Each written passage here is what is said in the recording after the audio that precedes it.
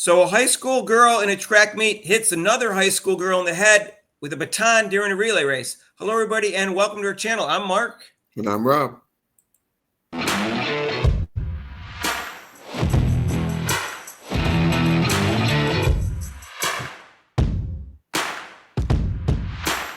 So, hey, if you haven't subscribed to our channel yet, please do so. Hit the notification bell when you do so you get notified of our next video. So, guess what? Our live show now starts out with Caitlin Clark's crossover on Monday and Thursdays from 6 to 7 and 5:30 to 6:30, respectively, except for major holidays, and that's Eastern time. And it's a Caitlin Clark forum. We have guest podcasters, and it's like a sports reporter show. So it's pretty cool. Join us for that. And Rob, I don't know what to say, except that this is a pretty disturbing video. I'm going to play that starts out. I'm going to play that for people. So here's the race in regular time.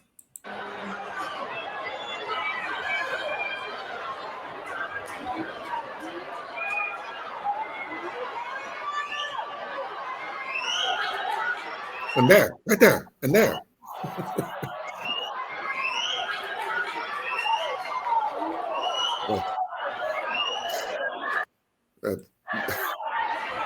Now, as you can see, Rob, there was just one swing. Mm-hmm. And then after that, she was a little bit off balance. I just want to point that out because of the fact that in this particular case, she's claiming their arms got tangled up and she was off balance, and that's how she hit her head. But you can see it's clear that and we'll play it in slow motion, it's clear that their arms are not tangled up and that she looked at the other woman's head and then hit her in the head. Yeah, she was going by. What's that? She looked at her as she was going by and said, "Hey, where are you going?" Right. So I'll play for you in slow motion, and you can see that her defense, which is a lie, yes, is wrong. And we're going to play that for you in a minute. But just wanted to point out what's important here is that their arms are not tangled up, and she's not off balance when she swings initially. She gets off balance after she swings, but that's irrelevant.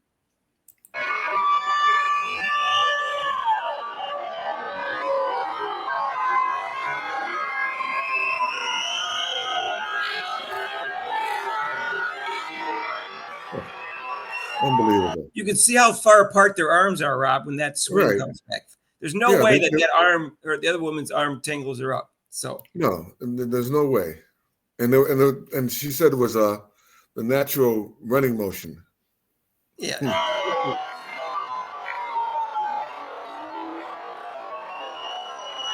The woman that gets hit in the head drops her baton and then goes off the side of the track, and the other woman continues running. Now, for those of you who don't know, you think that I ran track and I ran relays, and at least when I was there, I mean, ours was aluminum, but they have a little more. The batons now have a little more substance to them, so it's not like, oh, she was faking it when she got hit in the head. Those things hurt. Those are metal batons. I understand, unless they changed it. Yeah, they're heavier than you think. So, anyways, all right. So let's hear what she says happened. And her name, by the way, is Aaliyah Everett, and the woman she hit was Kaylin Tucker, Kaelen. I'm not sure how to pronounce that particular name. I've never seen that name before. And the other woman's name that did the assaulting was Aaliyah Everett. And I'm not going to say allegedly because that tape clearly shows she assaulted. I mean, yeah, you don't have to worry about being sued, Mark. I think you're I don't think she was arrested and charged with a misdemeanor. So just as background, most people that watch my channel know I am a criminal defense attorney part-time still. I've been doing it for over 30 years.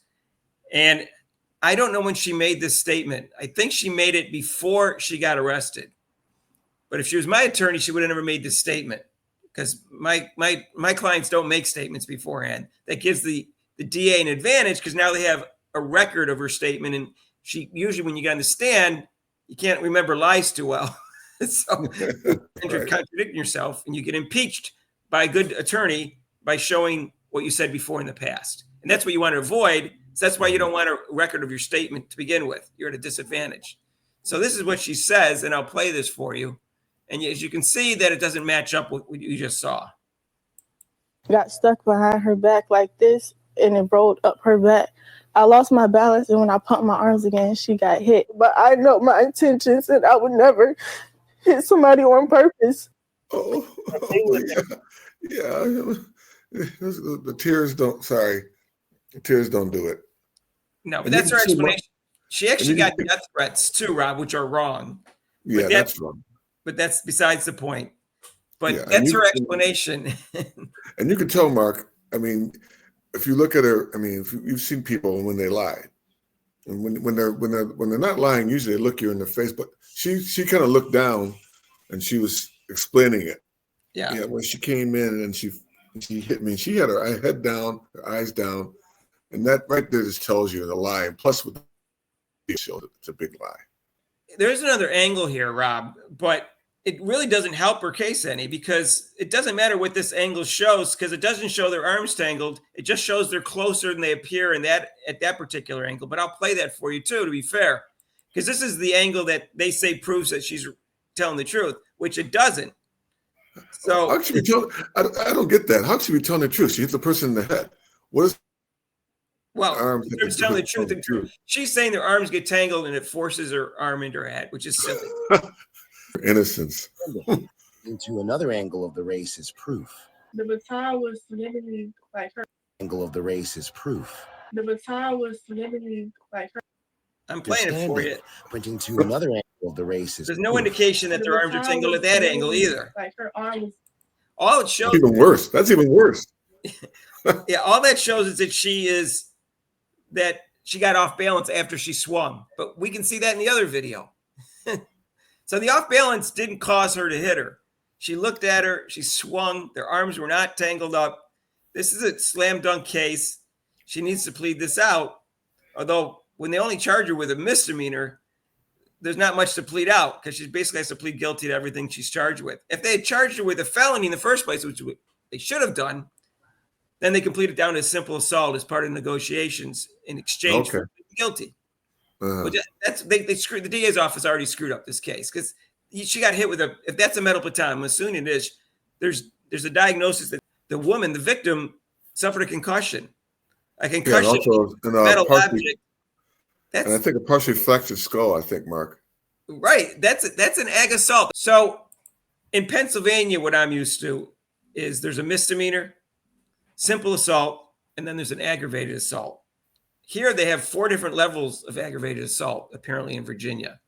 So they charge with a misdemeanor. And apparently it says when you've been charged with first or second degree aggravated assault, if convicted, you have a felony on your record for life. A third or fourth degree aggravated assault conviction is considered a misdemeanor. In Virginia, the impact on your life and freedom will still be substantial. Whichever degree of aggravated assault you've been charged with, it's imperative you take it seriously. That's what it says. I take that part out. Yeah, makes sense, yeah. The Virginia Crime Code defines aggravated assault as an unlawful attack by one person upon another for the purpose of inflicting severe or aggravated bodily injury, usually accompanied by the use of a weapon or by means likely to produce death or great bodily harm. And that has examples. This is from a law website. This is examples, but it's quoting the Virginia Crime Code. Mm-hmm. So it's different here, apparently, in Virginia than in Pennsylvania, but the concept's the same.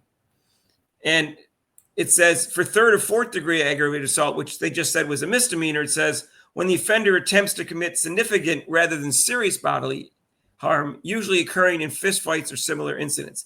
That's not this. No, that was a blatant attack on a person. So it just said that third or fourth degree aggravated assault is a misdemeanor, but second degree is what really this is, when a serious injury is committed without deliberation or premeditation. Right. So actually there was premeditation on this. So they could charge you with first degree when the offense is committed with premeditated malice to intentionally commit serious bodily injury. Hitting somebody in the head with a baton is intentionally committing serious bodily injury. I think she should be charged with a first degree aggravated assault. I think they're crazy to charge her with third and fourth degree aggravated assault, Rob. Yeah. That seems very wrong to me. And it seemed wrong when I first heard it. And a misdemeanor, even by their definition, it should have been a first degree aggravated assault. And then it would probably pled down to a simple assault. Yeah. Well, I'm here in Virginia, Mark. So, yeah, I've seen that. So, the main thing is with her, with the one that hit her, when she's claiming that she didn't mean to do it. If you're running, if you're walking, and you're swinging, say like even with an umbrella. Say you have an umbrella, and you're walking, and all of a sudden you're maybe just trying to brush off the umbrella, and you hit somebody. and maybe you're like, oh, your natural reaction is going to be, oh my gosh, I'm sorry. And you check on the person, right? She just kept on running. Right. She's like, well, I don't know. She's probably going to say, I had to finish the race for my team. I don't know what she's going to say. no, she had to finish for herself. Right.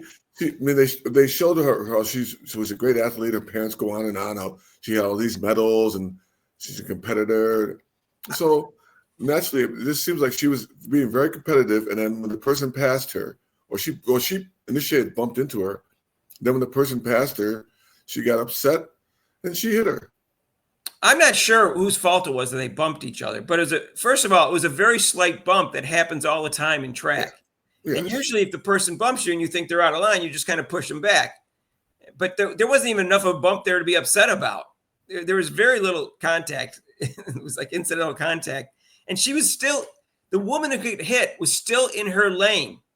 They were in two separate lanes, Rob, if you watch that. Their feet never cross over the lanes, any one of them. So there was no reason to hit her or even push her because she was still in her lane.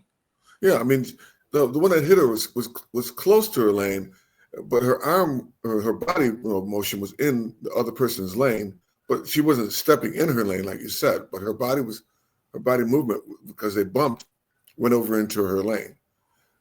Yeah, this is bad. This case should be pled out, Rob, and her defense is bad. And I guess she's probably not making statements anymore because she probably has an attorney that's telling her not to talk to anybody about this. I think she made that statement before they charged with her with a crime.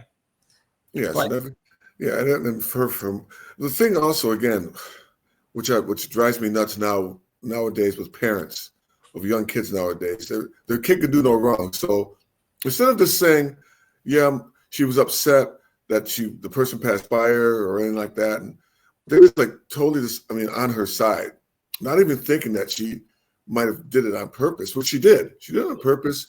Your kid did something wrong. Just own up to it.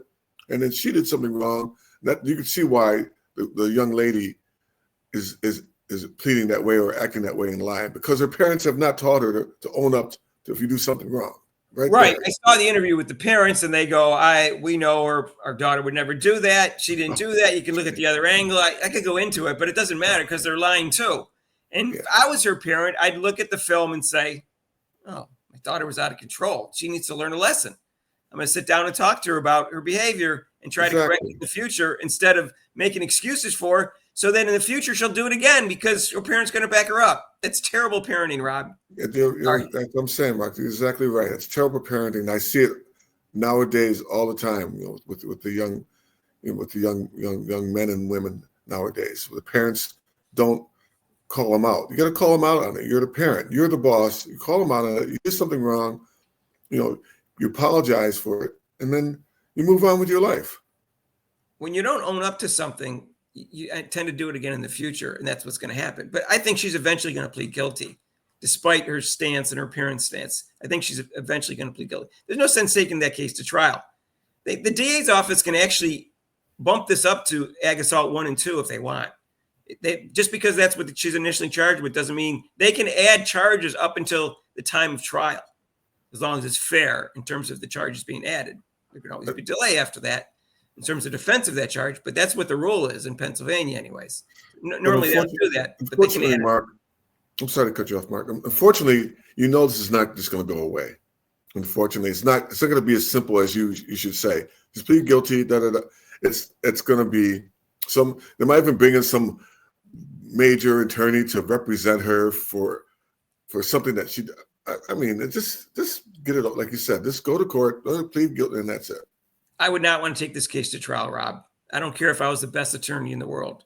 Mm-hmm. You don't want to take this case to trial. There's no indication that her side of the story is true. Zero mm-hmm. indication. This is an easy conviction if she goes to trial. So hopefully she'll learn her lesson, and I feel sorry for the woman that got hit. All she did is want to run a race.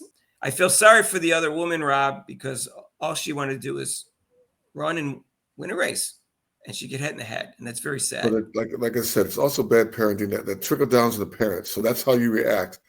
And a simple thing when somebody's passing you, if they pass by you, your reaction is not maybe she should have ran a little harder after that. I mean, she could have ran in a little harder instead of hitting her in the head. They were even. They were just about even though she was passing her. She still could have like, okay, I'm a little off, but I'm going to run a little harder. But instead, she said, how dare you? I'm like, wow, okay. That's exactly what happened. How dare you? And then looked right at her head and hit her. So I find it very disturbing, Rob. Very disturbing. It is. And it's just a shame. And I hope this woman, learns a lesson. I don't think they should put her in jail. In fact, if she does not have a criminal record, which I believe she does not, from what I understand, she's not going to jail for this. But they may give her a diversion program. She might not even end up with a record for this. They might give her a diversion program, and after she serves some probation time, they'll actually drop the charges in terms of being on her record. But everybody knows about it, so it doesn't really matter. It's nationwide. Just apply for a job. Oh, you're the one who hit them in the baton. I know. Walking down the street, hey. Well, eventually they'll forget about it, but it probably won't be on a record permanently. So, anyways, that's my feeling about it from a criminal defense standpoint, and from a human standpoint, it's disgusting. Sports standout. It's very poor sportsmanship. Yeah, Rob, I've always felt that they should charge people more often for assaults that happen during sporting events, and they don't. I would have arrested Bill Lambier for some of the assaults he did with the Pistons. Mike, you'd probably arrest the whole Detroit Pistons team. They don't have like Joe Dumars didn't do cheap shots. Joe Dumars was clean when he covered Michael Jordan. I have no complaints about Joe Dumars. He just played great defense. So, anyways. That's my take, and I'm sticking to it, Rob. Let us know what you think down below. And if you like this video, share it with your family and friends, and feel free to ask questions about this on our live show, which, again, starts out with Ken Clark's Crossover on Monday and Thursdays. That's going to be from 6 to 7 on Monday and 5:30 to 6:30 on Thursdays. And the live show continues after that, Eastern time, except for major holidays. And if you haven't subscribed to our channel yet, please do so. We got a new goal. We just hit 6,000 subscribers. Yeah, thank you. 7,000, and we need your help. Yeah, thank you all your subscribers for your subscribing to us and listening to us. We really appreciate it. We thank you for all your support that you've given us over the last, what month is this, Rob? March? 11 months. Our first video was April 5th of last year. So anyways, if you want to donate to this channel, you can with super chats and super things down below. And there's a link to PayPal. And we'll see you in the next video. Peace out.